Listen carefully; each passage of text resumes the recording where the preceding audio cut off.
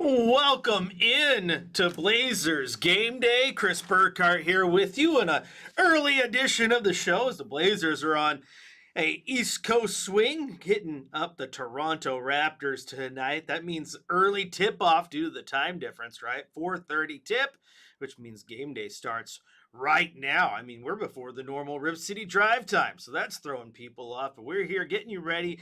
It's Blazers versus Raptors as the Blazers look to get back to the win column after taking a tough loss to both the Spurs and the Oklahoma City Thunder.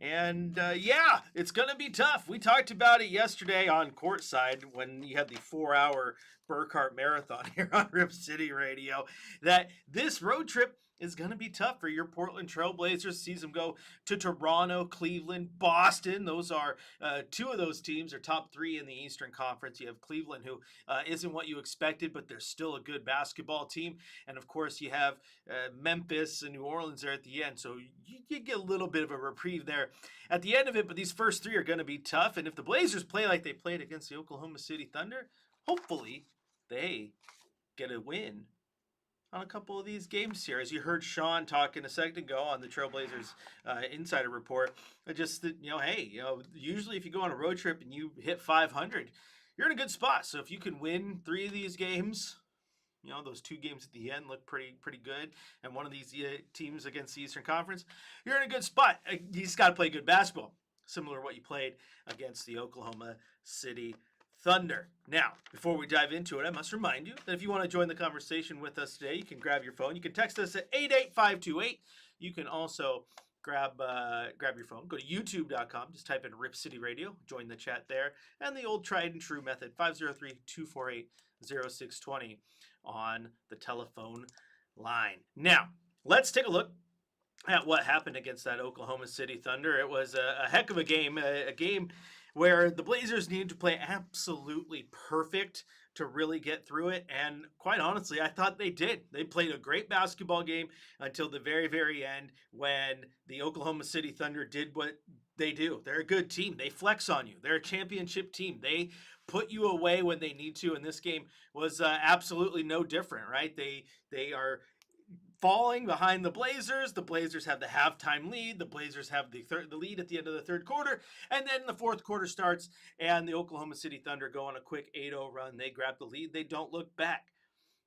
Shai Gilgeous-Alexander wasn't playing great all night long. He wasn't playing bad, don't get me wrong, until the fourth quarter. When, hey, guess what? There's a reason I'm one of the best players in the league. There's a reason I'm an MVP. And boom, I'm going to flex on you. I'm going to make you remember who I am. And I'm going to be unstoppable. And that's definitely what he looked like there in the final half of that fourth quarter. Mid-range shot after mid-range shot in crunch time when they needed it the most. And the Thunder grabbed a 123-115 victory to improve to 20-1. I think what was the stat that I saw today? They're looking to become just the 4th team in NBA history to win 21 of their first 22 games as they hit the court tonight against the Warriors. So we'll see what happens there. But need I remind you that they currently sit at 20-1, and that one is your Portland Trailblazers, handing them that one loss back on November 5th. Now let's take a look at the box score in this one, starting with the Oklahoma City Thunder side of things. Lou Dort had 10 points, 6 rebounds, 2 assists, and a block shot. Jalen Williams had 16 points and 8 rebounds as he continues to get back into shape after missing some time. Chet Holmgren had 19 points, 9 boards, 3 block shots. 3 points from Cason Wallace, 26 points, 4 rebounds, 5 assists, and a steal for Shai Gilgeous-Alexander. AJ Mitchell had 5 points. Did he have 5 points? I'm looking there too. Heinrich did that. AJ Mitchell. Aaron Wiggins chipped in a few. The other Jalen Williams had 4. Isaiah Joe had 15. And yeah, AJ Mitchell had 17. Now on the Blazers side of things, a bit of a weird lineup. Right? If you're paying attention, you're like, whoa, that's weird. Donovan Clingan didn't play in this one. He was battling. And on this, you still have Shaedon Sharpe, who is on a bit of a minutes restriction. So he hasn't been thrown back into the starting lineup as he's dealing with that calf strain that has cost him a few games. So in this one, Thiago Splitter went small. Chris Murray, Tumani Kamara, Jeremy Grant, Denny Avdia, and Sidi Sissoko were your starting lineup. Chris Murray, 13 points, 6 rebounds, 2 assists, 19 points, 8 rebounds, 4 assists from Tumani Kamara, 18 points from Jeremy Grant. Sidi Sissoko had just 5. On the Trailblazers bench, they were led by Caleb Love, who had 12 points, 7 points each from Shaden Sharp and Robert Williams III. Now, you may have noticed that I left out a name. Like, how do you go through the starting lineup and the bench and you don't even mention Denny Avdia? That's because he deserves a little extra treatment here. The performance he put together in this game was absolutely phenomenal. 31 points, 19 rebounds, 10 assists for Denny. Another 30-point triple-double. The numbers just continue to pile up for him. He is putting on an all-star performance every single night. The 19 rebounds were the most of his Trailblazers career and just one shy of his personal best that he did have when he was a Washington Wizard, when he pulled down 20 boards in one game. So he was right on the cusp there. I joked about it in the pregame show. I was like, oh, this is the type of game you need a big performance from Denny. I said, maybe a little Kobe Bryant-esque. Go out there and get 20 rebounds, 15 assists, and 81 points. I was like, yeah, I'm obviously joking. Little did I know he really almost went out and got 20 rebounds and about 15 assists. He was absolutely phenomenal. He is playing, like I said, lights out. He's playing the best basketball of his career. He is legit playing like an all-star, and it's going to be really interesting to see how he continues to improve throughout the season. Now, those numbers that he put up, again, absolutely phenomenal. He became just the 3rd player in franchise history to record 500 points, 100 rebounds, and 100 assists over the first 20 games of the season. The only other 2 Trailblazers to do so, Clyde Drexler, who did it in the 87-88, 88-89, and 91-92 seasons, and Damian Lillard, who did it in 2017-18 and 18-19. So when you put yourself in a category with the 2 arguably best players to ever play for this franchise, you're in a pretty good spot. But that wasn't the only accolade that he was able to accumulate. With that 31-19 rebound, 10 assist game, he became one of 4 players in the NBA this season with multiple 30-point triple-doubles. The other 3 players, Cade Cunningham, who is fronting the #1 team in the Eastern Conference, James Harden, who despite the fact that the Clippers are bad, he is still James Harden, and Nikola Jokic, who might be the best player on the planet. Once again, pretty good company to keep if you are Denny Avdia. Unbelievable performance. Just unfortunate that the Blazers weren't able to get the victory. I know they would have liked to be the only team to not only have 1, but 2 victories over the Oklahoma City Thunder. It's just unfortunate that it wasn't meant to be on this night. But you go back to the game before that against San Antonio, where they didn't have Victor Wembanyama. They are still a good roster, do not get me wrong. I like that team a lot. But they didn't have Victor Wembanyama. You knew they were going to be just a little shorthanded because of that. And you couldn't take advantage. In fact, you kind of got blown out in a game that you needed to win because it would have allowed you to go to the elimination rounds of the NBA in-season tournament. And on your own court, you just kind of laid an egg. And so you really needed to have a bounce-back game against Oklahoma City, and they absolutely did. They didn't win the game. We know that. We've talked about that multiple times on the 5th quarter and on courtside yesterday. But sometimes it's more important than that. It's about how they play the game. Do they come out flat? Do they struggle to get any semblance of anything going? And the answer is no. They didn't come out flat. They looked good. They really kind of stood toe-to-toe with the Oklahoma City Thunder for about 3.5 quarters, and then it just started to fall apart late. It's not one of those things I think you can be too upset about. I know there's no such thing, and as a moral victory, that can be overblown, but sometimes there are games that you look at and you go, gosh, that felt good. That felt good. We didn't win the game, but we played the way that we want to play. And the Blazers absolutely did in that game. And you look at, again, what happened in San Antonio. The team didn't show up. Denny Avdia did. He had a good performance, but nobody else showed up that night. You needed more than 13 points from Jeremy Grant, who was your second leading scorer in that game. You needed more from Toumani Camara, and you got it against the Oklahoma City Thunder, proving that when this team is playing together and everybody's showing up the way they need to, that you can go toe-to-toe with some of the best.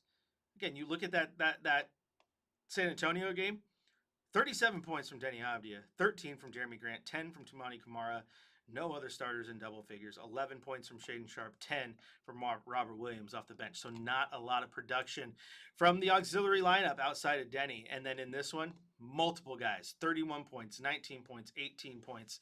It was your fourth leading scorer who had 13, not your second leading scorer. And that makes a big difference in the long run. All right, fans, this is Blazers Game Day. I'm your host, Chris Burkhardt. You can follow me on social at Chris J. Burkhardt. You can also join the conversation. Head on over to youtube.com, type in Rip City Radio. You can join the chat there with us. You can also hit us up on the brand new Rip City Radio text line. Just text 88528 on your telephone, and we'll get the texts over here, and we'll talk about them, answer all your questions on air. We're going to take a quick little break. When we come back, it's time for the Coach's Corner. We're going to hear what Tiago Splitter had to say after that game. We're going to continue to talk about this upcoming road trip and what to expect tonight in Toronto. This is Blazers Game Day on your home of the Blazers, Rip City Radio, 620.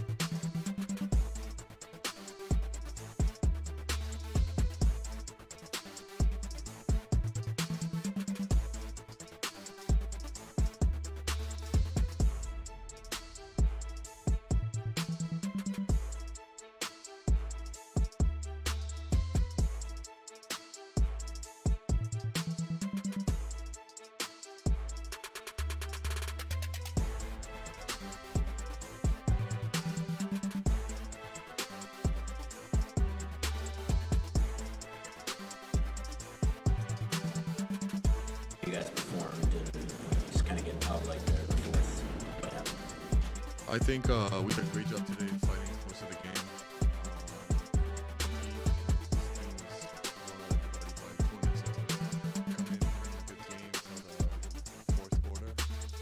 Was a great challenge for us, and I don't know, we could have won, but I think that run in the fourth quarter, the beginning of the fourth quarter, kind of hurt us, and then we had to chase it.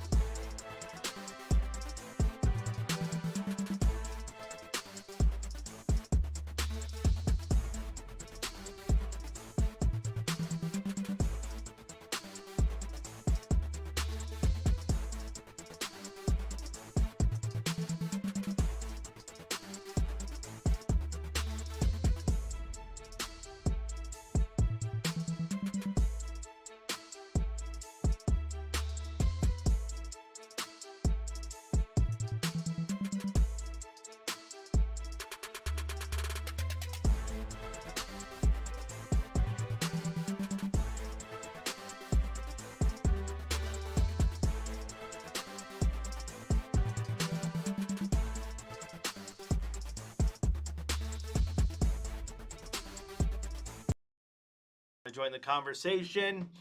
503-248-0620 is the telephone number. Of course, you can go to youtube.com, type in Rip City Radio, join the conversation there, and you can always hit us up on the text line at 88528. We're Denny Avdia 8 in the YouTube chat. Says, I want wins. My guess is that's not the actual Denny Avdia. Or is it? But regardless, a fan wants wins. I want wins too, and tonight it's gonna be tough. Obviously, this Toronto team is better than a lot of people thought they were going to be heading into the year. When you look at the fact that over the last few years they lost Fred VanVleet, they got rid of Pascal Siakam, and it's like, what is this team going to be moving forward? Are they in a rebuild? What pieces do they really have? Here they are at 14-7, 7-2 at home, a good ball club right now, and they're going to offer the Blazers a test. Another one. The Blazers' schedule to start this season has been rough. And again, this Toronto Raptors team, they're currently 4th in the Eastern Conference. Another team that Portland lost to earlier, Miami, they're 3rd. New York is 2nd. Like there's good teams out there right now, and Toronto's one of them. That's probably one of the biggest surprises. Now, Toronto is riding a 2-game losing streak, having lost to Charlotte and the New York Knicks. But they got wins over teams like Cleveland. They beat the 76ers, 2 wins over Cleveland over the last handful of games. So they're good. They're good. Also, though, when you look at their schedule, let's be realistic. Their schedule has been favorable compared to what the Blazers have faced. When you look at the fact they've played the Pacers twice. That's the Tyrese Halliburton-less Pacers. They've played the Wizards. They've played Charlotte, the 76ers, who are up and down. They've played Brooklyn, who's one of the worst teams in the league. So, yeah, they've had a little bit of an easier schedule than the Trailblazers have, but they've taken advantage of those games, which is exactly what a good team will do. I mean, keep in mind, like I said, they've played Charlotte, Brooklyn, Indiana, Washington on their schedule. Those are the 4 worst teams in the Eastern Conference right now. So, again, you have a lot of those types of games on your schedule, and you win them. You end up having a good record. But also, when you play 82 games a year, you want to win those games, as many of them as you can. This team's not bad by any stretch of the imagination. Just because their schedule has been easy doesn't mean that they're a poor team. Brandon Ingram is fitting in, playing well. Jakob Poeltl is doing exactly what you expect from him, basically just a double-double every game. He's at 10.5 points, 8.3 boards. Scotty Barnes is Scotty Barnes. He's still as good as ever. So they got good pieces, and they're just putting it together. So shout out to them, and I think it's a good test for the Blazers tonight in Toronto. But I thought they played well against Oklahoma City as well, and that's a team that's going to test every single team that plays them.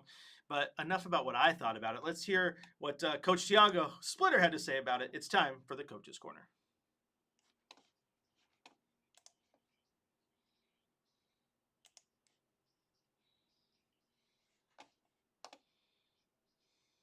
All this moral victories, but I think we compete. I'm proud of the way they compete. And then in the end of the day, we can make mistakes, we can miss shots. For the most part, I think we compete.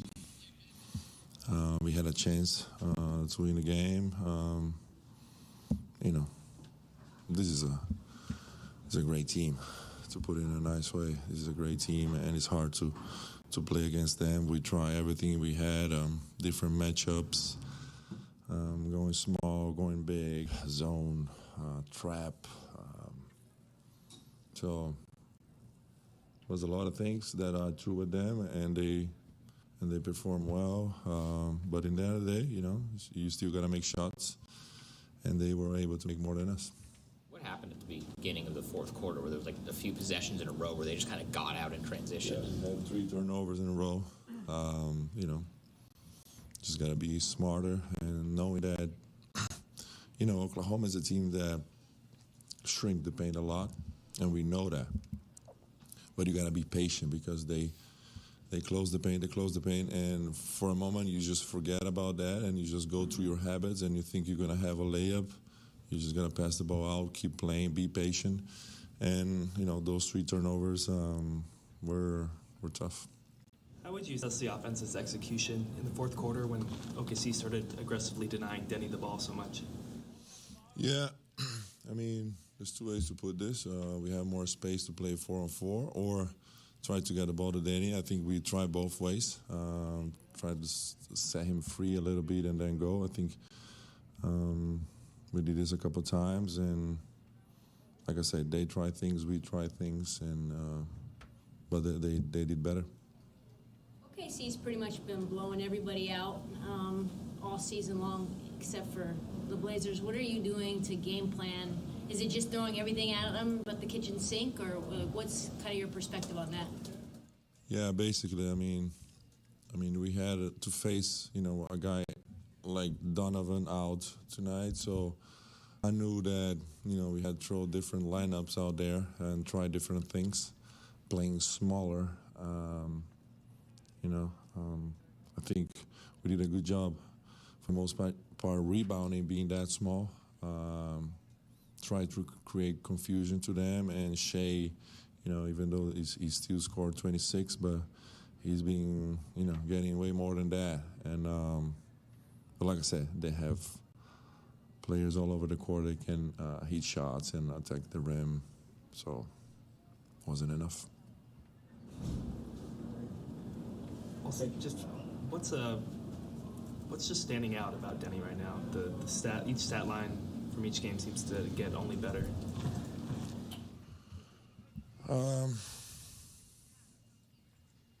His motor, it's very good. The ability to get in transition and find gaps, find funnels, and attack the rim. Tonight he didn't make a shot outside, the paint or whatever, but his ability to find those angles and attack smaller defenders, bigger defenders, is a tough matchup. So he's doing that. We're trying to take the most juice we can out of it and create offense that way.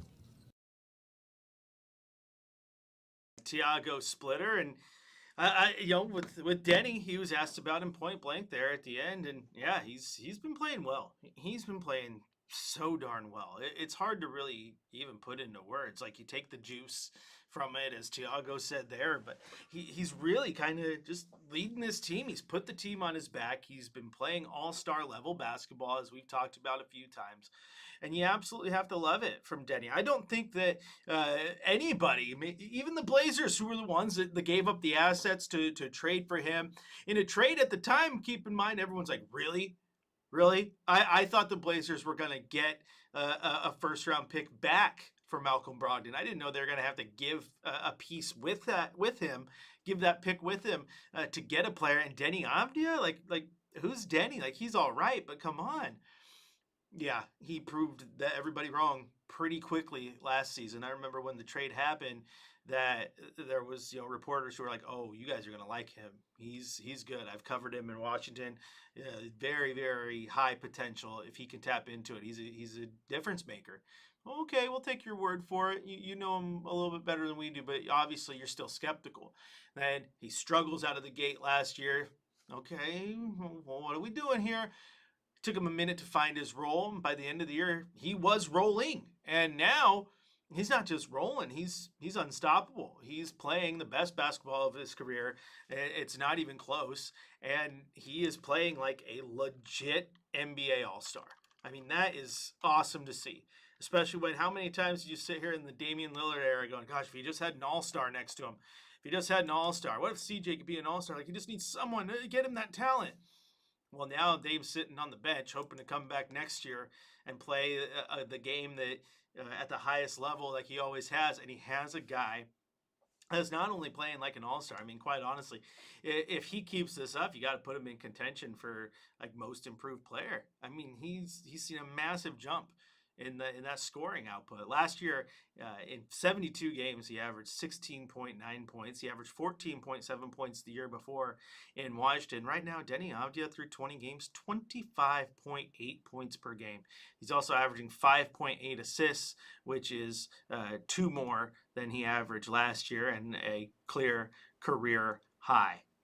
I mean, come on. And you even look at the fact that he has missed free throws in some clutch time. Part of that is straight up the dude's gassed by the end of the game because he needs some other players to step up. But he is shooting 80% from the free throw line, which is a career best. He is shooting, let's see, his 3-point numbers, 37.8, which are a career best. Like, the guy's just putting it all together, having a wonderful year, an absolutely wonderful year. So kudos to Denny, because, again, I don't think anyone saw this coming. Oh, he's good and he has potential. I don't think anybody is going to think that year 2 of Denny in Portland was going to be all-star caliber. So shout out to Denny, who we'll listen or hear from, a little bit later in the show. But we got to take a quick little break. When we come back, we will hear from Denny, continue to talk about this Raptors team. We still got keys to the game to get to before we get out of here. And don't go anywhere, because it's coming up, in about a half hour's time, the Trailblazers pregame show across the Trailblazers audio network with Curtis Long, I believe, filling in today. And then, of course, your radio voice of the Trailblazers, Travis Demers, on the call at 4:30. This is Blazers Game Day. I'm your host, Chris Burkhardt. We'll return after the break here on your home of the Blazers, Rip City Radio 620.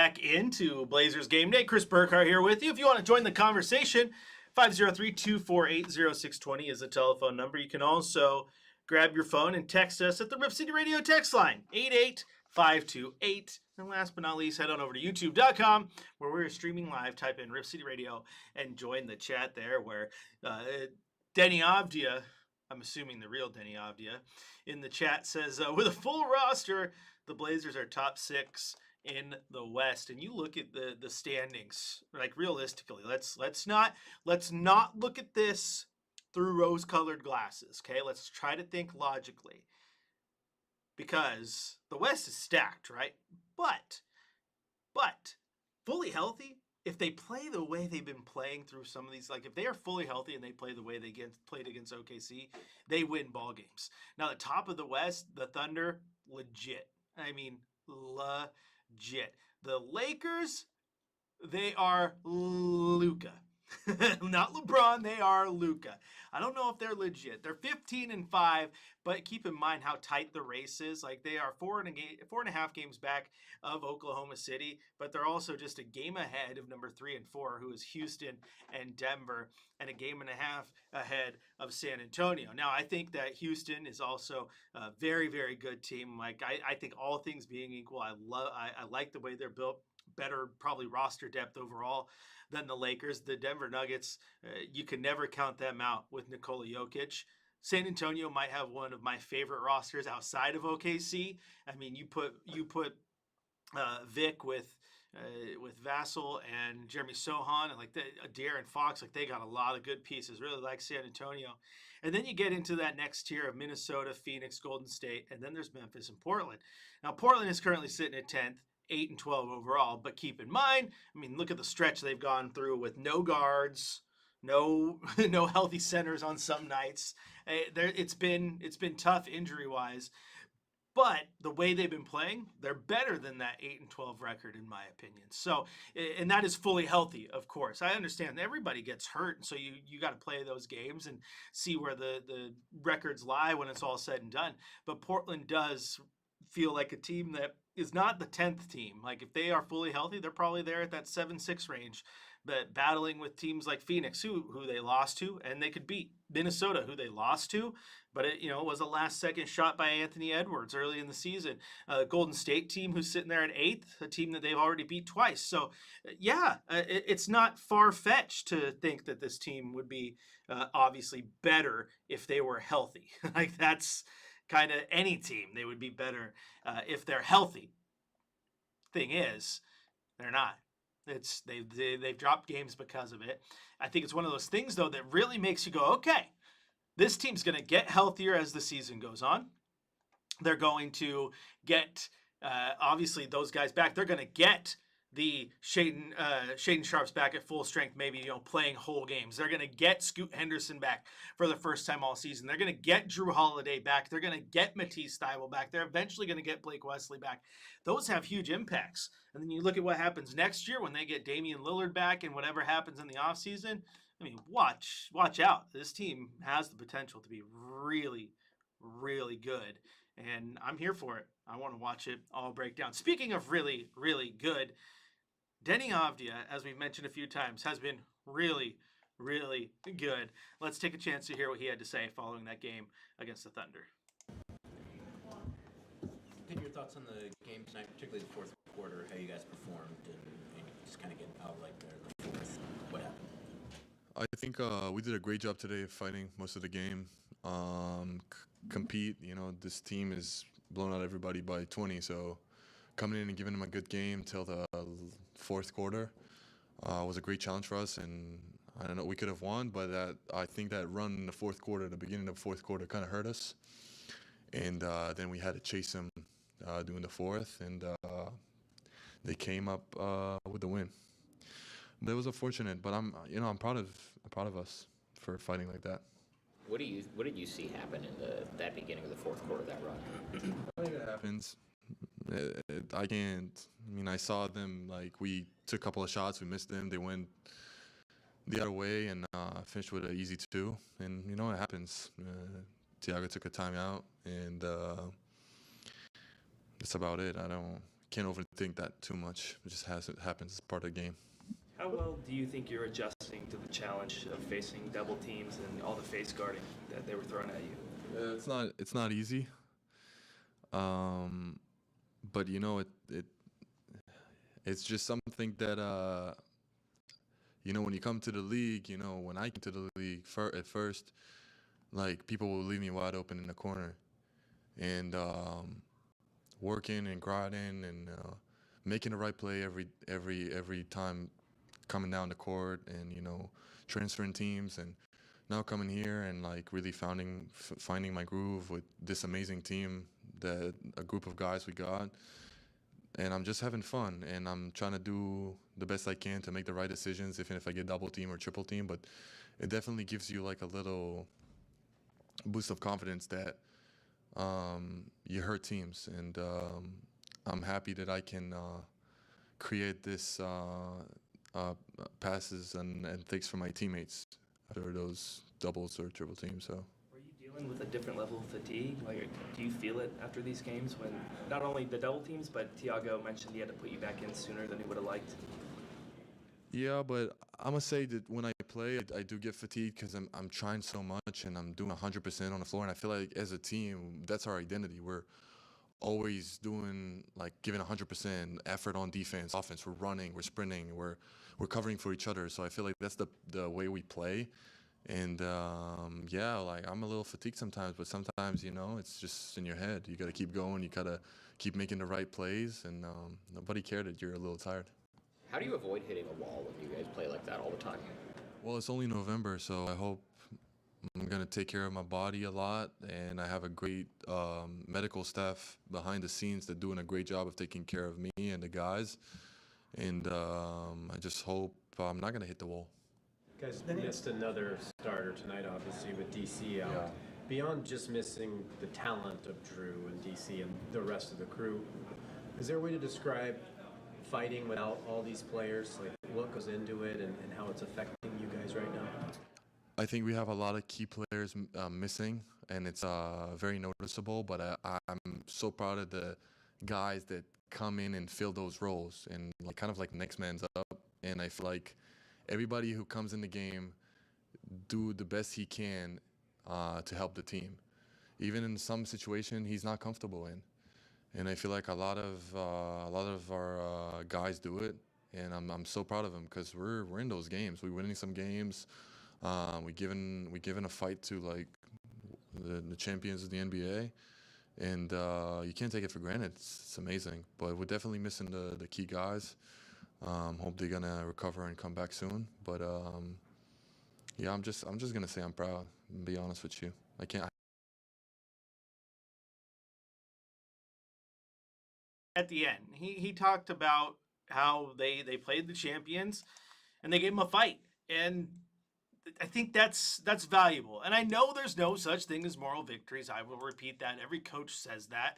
But sometimes, truth be told, there actually is, because you win these games, or you play these games and against a team that is just absolutely destroying everybody they play. They destroyed you at their home gym a week prior, and you come in and you go toe to toe with the best, and that makes you know that you feel like you're right there. You're just a step or two away, a healthy body or two away, a free agency move, an offseason, whatever it is, you know that you can compete and you're right there. And I think that's big moving forward.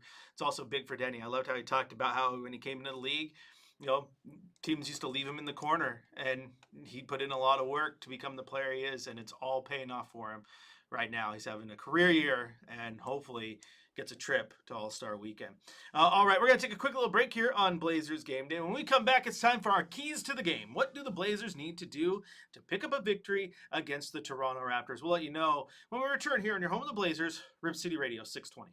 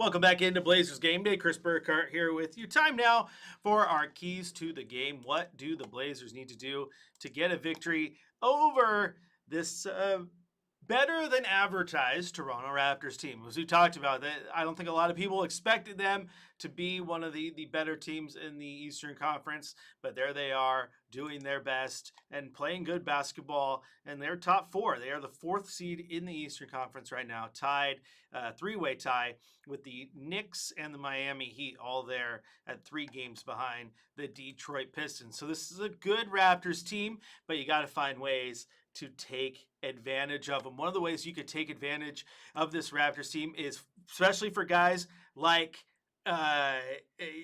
Denny and guys like Shaden Sharp when he's in, attack the rim. The Toronto Raptors are a team that does not get a lot of block shots. 4.8 per game, which is the 21st or 24th worst mark in the NBA. They are in that bottom 6 tier when it comes to defending at the rim. So I think guys like Denny and Shaden Sharp and whoever you want to give the ball and say, get to the rim, Toumani Camara, have at it, Jeremy Grant, find some success, because I don't think you're going to have a ton of block shots. Now, again, they average 4, so they might get a few on you, but you can get to the rim and also you can get to the line. The Blazers have absolutely thrived there.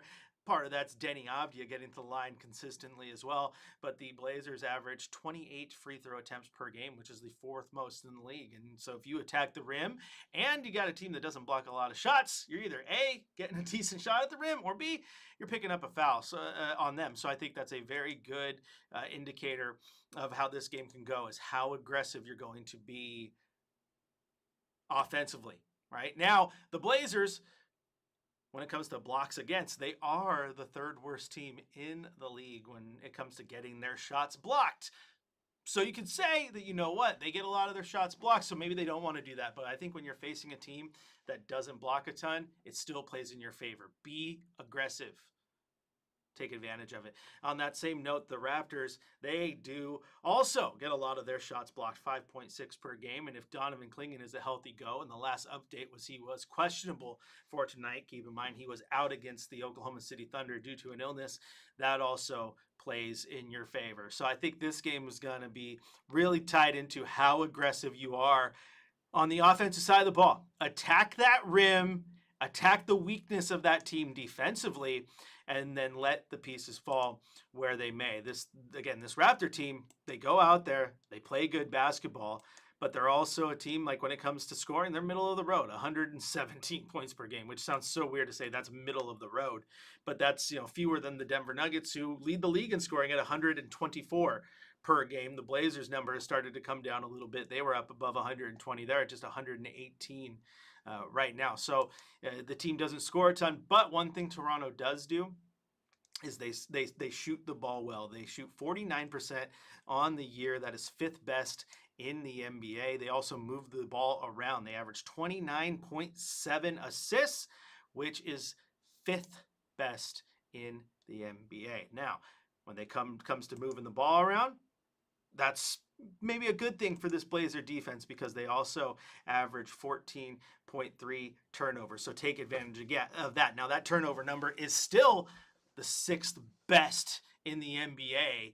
The only teams better, Boston, Oklahoma, New York, Denver, and Sacramento, at not turning the ball over. But if they are a team that likes to find the way to get the ball around the horn, it's easy for guys like Toumani Camara, clog those lanes, for Denny Avdia to play good defense and do all those little things you need to do to make sure they don't get in a rhythm. But still, I think this game will be won and lost by how aggressive they are defensively. Take advantage of a team that doesn't protect the rim too well and see what happens. It'll be a great game for Shaden Sharp, who is, right down the street, right? He's basically a Toronto native. Homecoming. Go off on him, young man. Go off on them. If you want to join the conversation with me, 503-248-0620 is the telephone number. You can also text us at 88528, where we do have a question that says, any truth to the rumor that the Blazers are going to bring CJ McCollum back via trade? I think that's a laughable idea. I don't think that one's happening. I think the ship has sailed on that. I don't know what the value is on CJ.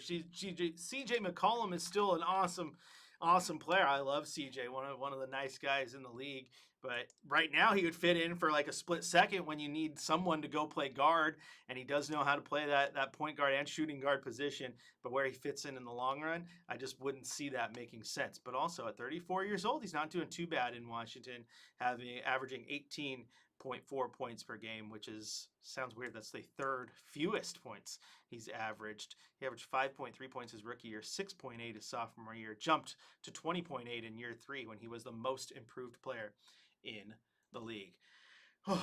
Okay, I gotta take a breath. Whew. Is that 1 minute to out or 1 minute to music? Ah, there's the music. There it is. It means that's time to go for me, not for you. Keep it locked in, because coming up next across the Trailblazers audio network, the principal, the administrator, the PA voice of the OSAA, Curtis Long, will have your Trailblazers pregame show. And then, of course, 4:30 tip-off, radio voice Travis Demers takes over after the game, 5th quarter, right here, where hopefully we're breaking down a Trailblazers victory. Rip City, I'll talk to you after the game.